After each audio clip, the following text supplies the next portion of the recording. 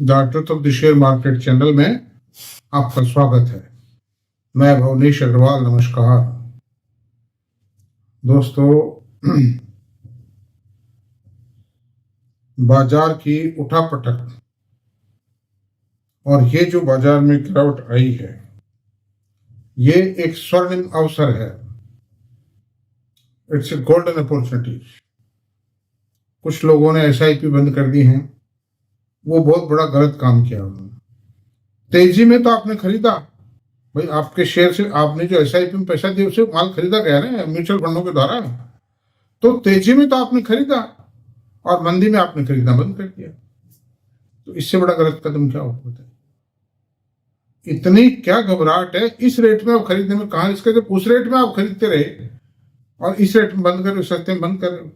रुपए का माल 12 में मिल रहा है, 60 पैसे 70 पैसे मिल रहा है जब आप नहीं ले रहे, और रुपए का माल आपको 1.5 में मिल रहा था जब आप फ्रेम को रोक ले रहे थे। तो ये इन्वेस्टर जो पैसा शेयर बाजारों में नहीं कमा पाता, उसका कारण एकमात्र ये है कि उसके डिसीजंस गलत होते हैं, सेंटिमेंटल होते हैं, बहुत जल्दी भयभीत हो जाता है। भाई जब आपका खुद का पैसा है, फिलहाल साल 2 साल उसकी आवश्यकता नहीं है, तो डरने की क्या आवश्यकता है? मैं अब ये 8वीं मंदी देख रहा हूं शेयर बाजार में मेरे जीवन के अंदर, लेकिन बाजार तो उठ के ऊपर गया ही गया है। इसको कौन रोक पाया ये बताइए आप? आखिर तो ऊपर गया है, ये बाजार को कोई रोक नहीं पाया। Under this circumstances I would like to say कि बाजार को कोई खतरा नहीं, बाजार के अस्तित्व को कोई खतरा नहीं, फंडामेंटल्स को खतरा नहीं, इकोनॉमी को कोई खतरा नहीं। Government is favourite, RBI is favourite, policies are favourite. गिरावट चलती रहती है थोड़ी बहुत, तो बाजार है, गिरेगा ये तो बढ़ेगा। ये ठीक है, थोड़ी ज्यादा गिरावट आई है और इसमें काफी नुकसान भी हुआ है लोगों को, लेकिन these are all notional losses. जो एक्चुअल लॉस हुआ है तो ट्रेडर्स और सटोरियों को हुआ है, फंड वालों को हुआ है। आपके लॉस का क्या काम? मेरे फोलियो में भी घटा है पैसा, वही 17-18% पैसा मेरे में भी घट गया। मतलब कोई चिंता की बात नहीं। राकेश झुंझुनवाला के पोर्टफोलियो में घटा है, विजय केडिया के में घटा है, राधा कृष्ण दमानी के में घटा है, सबके में घटा है। कोई भी ऐसा धुरंधर नहीं है जिसका पोर्टफोलियो ना घटा हो, स्वभाव है इसका। गगन अमीर, तुलसीदास जी ने लिखा है रामचरितमानस में, गगन अमीर अनल जल धरनी, इनकी नाथ सहज करनी। तुलसीदास जी ने ये कहा है, भगवान राम को जब रास्ता नहीं दिया समुद्र ने, तो 3 दिन इंतजार प्रतीक्षा करने के पश्चात भगवान राम ने लक्ष्मण को आदेश दिया कि लक्ष्मण समुद्र को अपनी बाण से जला दीजिए, भस्म कर दीजिए, ताकि सेनाओं को रास्ता मिल जाए। जैसे ही लक्ष्मण ने धनुष खींचा, समुद्र देव प्रकट हुए और उन्होंने क्षमा याचना की भगवान राम से और कहा कि गगन अमीर अनल धरनी, इनकी नाक से हट करनी। ये कोई धार्मिक प्रवचन नहीं दे रहा हूं मैं आपको उसी का बता रहा हूं कि उस समय शेयर बाजार नहीं थे, वरना तुलसीदास जी शेयर बाजार का नाम भी जोड़ देते। शेयर बाजार अपनी प्रकृति इनकी ऐसी है कि इनमें अप्स एंड डाउन्स आएंगे, वरना कोई मतलब ही नहीं रहेगा शेयर बाजार का। अब सवाल यह है कि कौन मरता है इसमें, कौन जीता है, वो उसके जैसा उसने किया है वैसे परिणाम आएंगे। तो मेरा एक सुझाव है कि एसआईपी को मेरे ख्याल से बंद करना उचित नहीं होगा। कंटिन्यू दी एसआईपी, और म्यूचुअल फंडों में जो आपका पैसा लगा हुआ है उसको भी विड्रॉ मत करें। दी पोजीशन, अमेरिका में एक सर्वे हुआ, उस सर्वे में ये देखा गया, पाया गया कि उस म्यूचुअल फंड ने 6-7 गुना कर दिया 10 साल में पैसे को। पैसा टाइम लेता है शेयर बाजार। कितनी ऊंचाई नीचाई, 2-3 मंदियां तो आई थी वहां पे, 10 साल में 2-3 झटके आ जाते हैं बाजार। लेकिन सवाल ये था कि इन्वेस्टर का भी सर्वे किया गया, उसके जो यूनिट होल्डर्स थे उनका सर्वे किया गया, वो -11% में थे। कारण क्या? आया राम गया राम की नीतियां। जब बाजार तेज होता था, जब तो पैसा लगाना शुरू कर देते थे, और जब बाजार गिर जाता था तो अपना पैसा विड्रॉ कर लेते थे भयभीत होकर के। कोई चिंता की बात नहीं है, कोई डरिए मत, घबराइए मत, शेयर बाजार कहीं नहीं जाएगा। अब बहुत से लोग ये कहते हैं साहब हमने एक बार बंद कर दिए, कुछ है नहीं, बहुत चंद लोगों ने बंद किए, सबने नहीं किए। वो ये कहते हैं साहब हम तो बाजार जब बढ़ना चालू होगा जब लमसम लगा देंगे, पैसा क्या दिक्कत, अभी तो सेफ रख रहे हैं। अरे गिर चुका जितना गिरना था ये, और तुमको जब पता पड़ेगा महसूस होगा शेयर बाजार बढ़ना शुरू हो गया, जब तक 20% बढ़ चुके गए। जो शेयर में स्मॉल कैप मिड कैप में पता ही नहीं पड़ता, शेयरों का कम में से तेज जाते हैं, इंडेक्स में पता नहीं पड़ता उनका, स्मॉल कैप इंडेक्स में भी इतनी ज्यादा दिखाई नहीं देता है वो। अब मान लीजिए जैसे केफिन टेक था, 1600 रुपये गया, 800 आ गया था, 950 1,000 तो अभी हो चुका है, और 1200 होगा जब तक आपको आएगा क्या शेयर बाजार में तेजी आ रही है, और लगाओ यार, तो 20% तो एक खरा खरा निकलेगा, 1-1.5 साल की कमाई तो म्यूचुअल फंड की आपकी वैसे ही चलेगी। तो सबसे बड़ा माइनस पॉइंट क्या है कि इन्वेस्टर जो है भरोसा करके चले। तो दैट्स ऑल, इतनी काफी है इसमें। अब सवाल यह है कि कौन सी कंपनियां खरीदी जाए। तो SIP चालू रखनी चाहिए, मेरा सुझाव है। मेरी खुद की चालू है, मैं और कर रहा हूं, मंडे को भारी भरकम पैसा और डालूंगा, SIP चालू करूंगा मैं। जिन फंडों में मेरी SIP नहीं थी उनमें चालू करूंगा। मैं कोई छोटी मोटी SIP नहीं करता हूं, मेरी SIP मेरी साइज के हिसाब से करता हूं। आई हैव डायरेक्टेड बाय सन, क्योंकि वो थोड़ा सा ग्रो के जरिए करते हैं हम, तो थोड़ा उसमें डायरेक्ट में हो जाता है। तो मंडे को tomorrow I will do it, मतलब without any hesitation, heavy amount I will insert, बाजार से भी खरीदूंगा। तो अंडर दीज सर्कमस्टेंसेस IT के अंदर थोड़ा रुक जाइए। बाकी और जो सेक्टर मैंने पिछले वीडियो में बताया 8-9 सेक्टर, उनमें जो भी पसंद आता है फिर थोड़ा धीरे धीरे धीरे, एकदम को तेज नहीं होगा, और बीच में झटके भी खाएंगे आपको डराने के लिए, क्योंकि जिन ऑपरेटर्स ने माल बेच दिया वो वापस कैसे खरीदेंगे, उनको तो सस्ता खरीदना है ना। तो अंडर दीज सर्कमस्टेंसेस आप डरे नहीं, घबराए नहीं।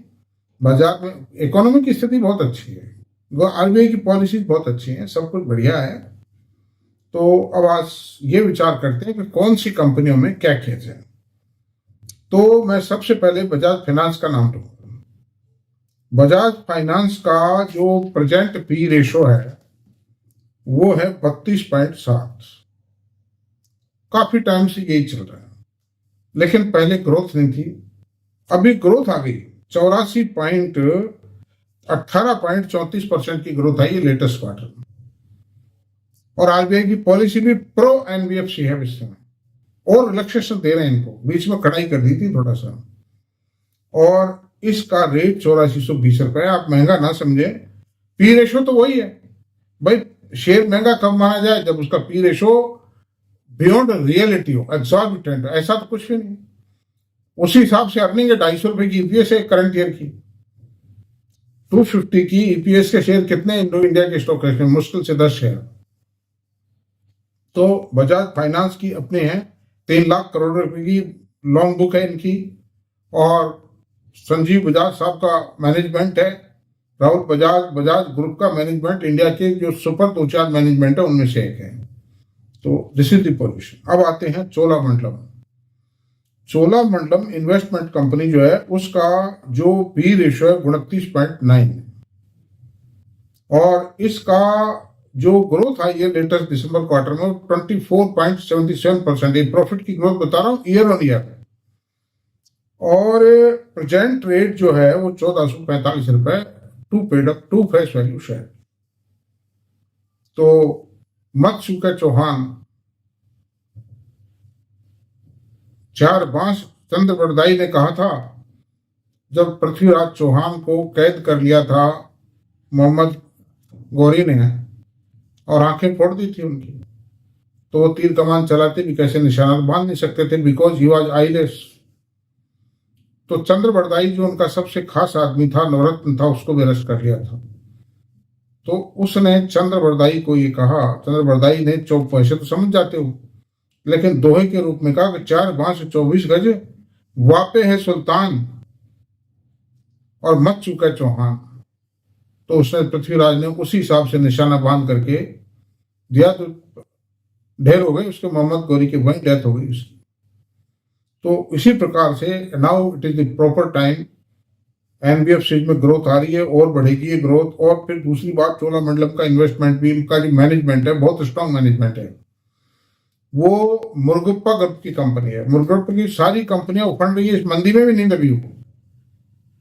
जैसे ट्यूब इन्वेस्टमेंट है, सीजी पावर है, कोरोमंडल इंटरनेशनल है, कॉर्बोरंडम यूनिवर्सल है, ये सब कंपनियां वे highly reputed group in south. First EID Parry भी इन्हीं का है। तो इस तरह से ये बहुत स्ट्रांग ग्रुप है, इनमें कोई खतरा नहीं होता। खतरे तो आते रहेंगे, खतरों से चिंता क्यों करते? जो खतरों से लड़ना नहीं सीखा वो बाजार में पैसा नहीं कमा सकता। इसका पी रेशो है 29.9, बजाज से भी कम है इसका पी रेशो।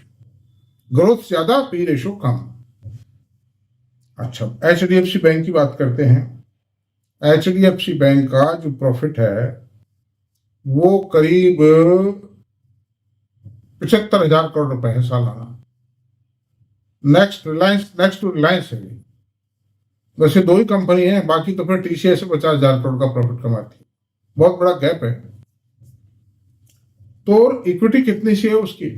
जो पेड अप इक्विटी है वो 757 करोड़ की है पूंजी, बहुत कम है। और पी रेशो क्या है? 18.8। ये 10 साल में सबसे सस्ती रेट पर है। मतलब ठीक है, फिलहाल ग्रोथ कम है, ग्रोथ नहीं है, 2-4% ग्रोथ है, आ जाएगी, आने वाली ही है। Management is trying hard. वो बात मैं डिस्क्लोज नहीं कर सकता पब्लिक प्लेटफॉर्म पर, but the growth is very near. 707 रुपए में, और ये गिरा नहीं, इसलिए मंदी के अंदर भी नहीं गिरा। इस गिरावट में खूब हथौड़ी बजा दी लोगों ने, कतई नहीं हिलाई नहीं है। तो 2-4% की बात अलग है। और इसकी जो ग्रोथ रेट है ईयर ऑन ईयर 3.5%। ये इंडसइंड बैंक टाइप नहीं है, मतलब यस बैंक टाइप नहीं है। ये बैंक ये बिल्कुल चट्टान के माफिक है। ये किसी की परवाह नहीं करते हैं। जिसको लोन देना 100% सही समझते हैं उसको ही देते हैं। जिसमें 98% भी जो आदमी सही है और 2% गलत है, they don't give loan to him.